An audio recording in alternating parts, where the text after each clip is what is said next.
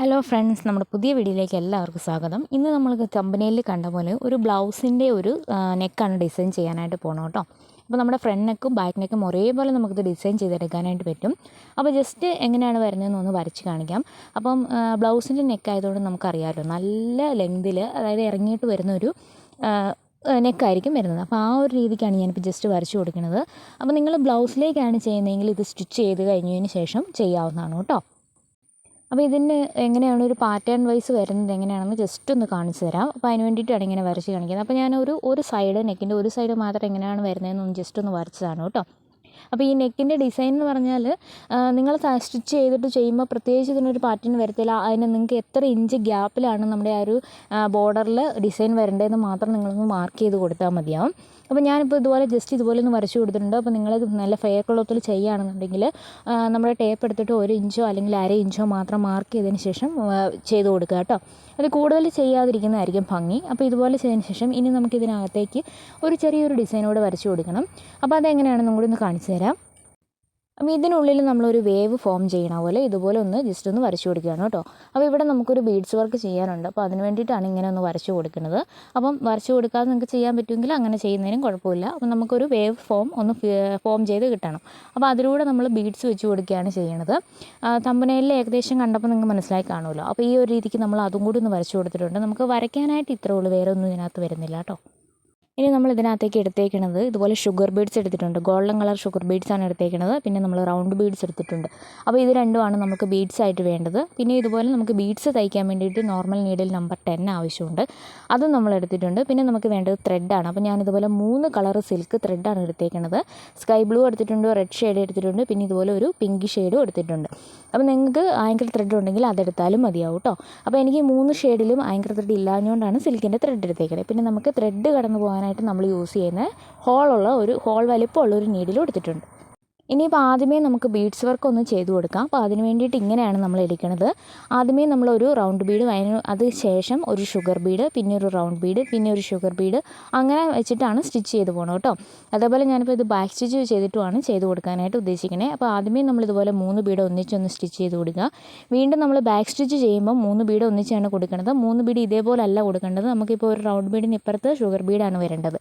അതുകൊണ്ട് ഇനി ചെയ്യുമ്പോൾ 2 ഷുഗർ ബീഡും നടുക്കൊരു റൗണ്ട് ബീഡും വരുന്ന പോലെ വേണം ചെയ്യാനായിട്ട്. അത് നിങ്ങൾക്ക് മനസ്സിലായി കാണുമല്ലോ. കാരണം ഒരു റൗണ്ട് ബീഡ് കഴിഞ്ഞതിന് ശേഷം ഒരു ഷുഗർ ബീഡ്, വീണ്ടും ഒരു റൗണ്ട് ബീഡ്, അങ്ങനെയാണ് വരേണ്ടത്. അപ്പോൾ അത് ആ ഒരു രീതിക്കാണ് നമ്മൾ ചെയ്ത് കൊടുക്കേണ്ടത്. അപ്പോൾ അത് നോക്കിയിട്ട് ശ്രദ്ധിച്ച് മാത്രം ചെയ്യാനായിട്ട് ശ്രദ്ധിക്കുക കേട്ടോ. ഇത് ബാക്ക് സ്റ്റിച്ച് ചെയ്ത് കൊടുക്കുന്നതുകൊണ്ടാണ് നിങ്ങൾക്ക് ആ ഒരു സംശയം ചിലപ്പം വരാനായിട്ട് സാധ്യതയുള്ളത്. അപ്പോൾ അതുകൊണ്ടാണ് അത് ശ്രദ്ധിച്ച് ചെയ്യണമെന്ന് ഞാൻ പറഞ്ഞത്. അപ്പോൾ നമ്മൾ മുന്നേ സ്റ്റിച്ച് ചെയ്യുകയാണെങ്കിൽ അങ്ങനത്തെ പ്രശ്നം വരത്തില്ല. നിങ്ങൾക്ക് മനസ്സിലാവുമല്ലോ, അടുത്തത് ഇന്നും ബീഡാന്ന് വരേണ്ടതെന്ന് മനസ്സിലാവുമല്ലോ. അപ്പോൾ ബാക്ക് സ്റ്റിച്ച് ചെയ്ത് കൊടുക്കുന്നത് കൊണ്ട് അതൊന്ന് ശ്രദ്ധിച്ചിട്ട് ചെയ്യുക കേട്ടോ. അപ്പോൾ ഇങ്ങനത്തെ വർക്കുകൾ, ബീഡ് വർക്കുകൾ ബാക്ക് സ്റ്റിച്ച് ചെയ്ത് കൊടുക്കുന്നത് നന്നായിരിക്കും. കുറച്ചുകൂടെ കൂടുതൽ സേഫായിട്ട് നിൽക്കും കേട്ടോ. പ്രത്യേകിച്ച് നമ്മൾ നോർമൽ നീഡിലുകൊണ്ട് ഹാൻഡ് എംബ്രോയ്ഡറി ചെയ്യുമ്പോൾ. അപ്പോൾ ഈ രീതിക്ക് നമുക്ക് ഈ ഒരു രീതിയിൽ നമ്മൾ ആ വേവ് ഫുള്ള്, നമ്മൾ നെക്ക് എത്ര കൊടുത്തേക്കണോ അത് ഫുള്ള് ഇങ്ങനെയാണ് ചെയ്ത് കൊടുക്കേണ്ടത്. അതിനുശേഷം പിന്നെ നമ്മൾ വരച്ച് കൊടുത്തേക്കുന്ന ആ ഒരു ഗ്യാപ്പ് കംപ്ലീറ്റ് ആയിട്ടും ഫ്രഞ്ച് നോട്ട് ഇട്ടിട്ട് ഫില്ല് ചെയ്യുകയാണ് ചെയ്യേണ്ടത്. അത്രയാണ് നമ്മൾ ഈ ഒരു വർക്ക് വരുന്നത്. എന്തായാലും നല്ല ഭംഗിയായിട്ട് തന്നെ നമുക്കിത് ചെയ്തെടുക്കാനായിട്ട് പറ്റും. പിന്നെ ബ്ലൗസിൽ മാത്രമല്ല, നമുക്ക് ചുരിദാറിൻ്റെ നെക്കിൽ വേണമെങ്കിൽ ഇത് ചെയ്യാവുന്നതാണ് കേട്ടോ. ഇപ്പോൾ കണ്ടോ, ഈ ഒരു രീതിക്കാണ് ചെയ്തെടുക്കേണ്ടത്. ഇതേപോലെ നമ്മൾ കംപ്ലീറ്റ് ആയിട്ടും ബീഡ്സ് വർക്ക് ചെയ്തെടുക്കുക. ഇനിയിപ്പോൾ നമ്മൾ ത്രെഡ് കോർത്തെടുത്തിട്ടുണ്ട്. 6 സ്ട്രാൻഡ്സിലാണ് ഞാൻ സിൽക്കിൻ്റെ ത്രെഡ് കോർത്തെടുത്തേക്കുന്നത്. ആങ്കർ ത്രെഡ് ആകുമ്പോൾ ഓൾറെഡി നമ്മൾ ആ ഒരു ത്രെഡ് കടക്കുമ്പോൾ 6 സ്ട്രാൻഡ്സിലാണ് അത് വരുന്നത് കേട്ടോ. ഇനി നമുക്കിത് ഫ്രഞ്ച് നോട്ട് ഇട്ട് കൊടുക്കുകയാണ് ചെയ്യേണ്ടത്. ഫ്രഞ്ച് നോട്ട് ഇട്ട് നമുക്ക് ആ ഒരു ഗ്യാപ്പ് നമ്മൾ 1 ഇഞ്ചിലാണ് എടുത്തേക്കണമെങ്കിൽ ഫുള്ളായിട്ടും ഈ 3 കളറുകളോ അല്ലെങ്കിൽ നമ്മുടെ ക്ലോത്തിൻ്റെ അതേ കളറും കൂടി വേണമെങ്കിൽ ആഡ് ചെയ്യാവുന്നതാണ് ഇതിനകത്ത് കേട്ടോ. അങ്ങനെ ഫുള്ള് ഒരു തരി പോലും ഗ്യാപ്പ് വരാണ്ട് ഫില്ല് ചെയ്ത് കൊടുക്കണം. അതായിരിക്കും കൂടുതൽ ഭംഗി.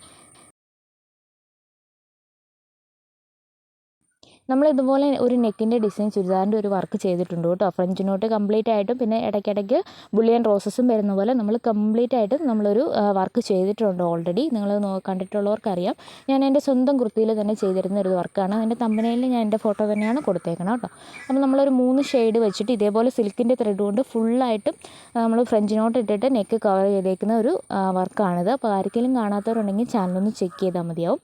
അതുകൊണ്ട് അങ്ങനെ നോക്കിക്കഴിഞ്ഞാൽ നിങ്ങൾക്കത് കാണാനായിട്ട് സാധിക്കും കേട്ടോ.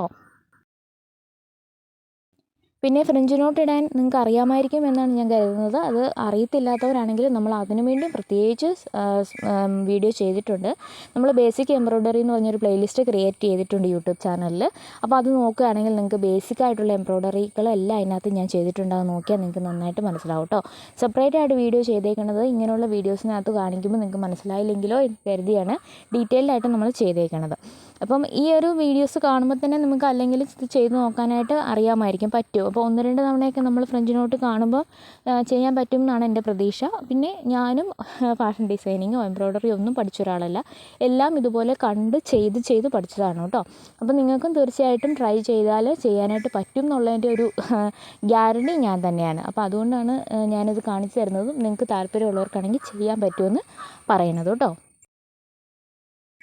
ഒരു കളർ നമ്മളിതുപോലെ കംപ്ലീറ്റ് ചെയ്തിട്ടുണ്ട്. ഇനിയിപ്പോൾ നമ്മൾ അടുത്തതും ഇതേപോലെ തന്നെ സെയിം 6 ട്രാൻസൽ എടുത്തിട്ടാണ് ചെയ്ത് കൊടുക്കുന്നത്. അപ്പോൾ ഞാനിപ്പോൾ ഈ 3 ത്രെഡുകളാണ് എടുത്ത് ചെയ്തത്. ഇപ്പോൾ നിങ്ങൾക്ക് 3 ത്രെഡ് ഇട്ട് 3 ത്രെഡ് കൊണ്ട് നമ്മൾ ഫ്രഞ്ച് നോട്ട് ഇട്ട് ചെയ്ത് കഴിയുമ്പോൾ ഇടയ്ക്കിടയ്ക്ക് ഗ്യാപ്പ് വരുന്നുണ്ടെന്ന് തോന്നുകയാണെങ്കിൽ ക്ലോത്തിൻ്റെ അതേ സെയിം കളർ, നിങ്ങളേത് ക്ലോത്താണ് എടുക്കുന്നത് അതേ സെയിം കളർ ചെയ്തിട്ട് ഫില്ല് ചെയ്ത് കൊടുക്കാവുന്നതാണ് കേട്ടോ. പിന്നെ നമുക്ക് ഈ ഒരു കളർ കോമ്പിനേഷൻ വേണമെന്നൊന്നുമില്ല, ഏത് കളർ ത്രെഡാണോ നിങ്ങൾക്കിഷ്ടം ആ രീതിയിൽ തന്നെ ചെയ്ത് കൊടുക്കാവുന്നതാണ് കേട്ടോ.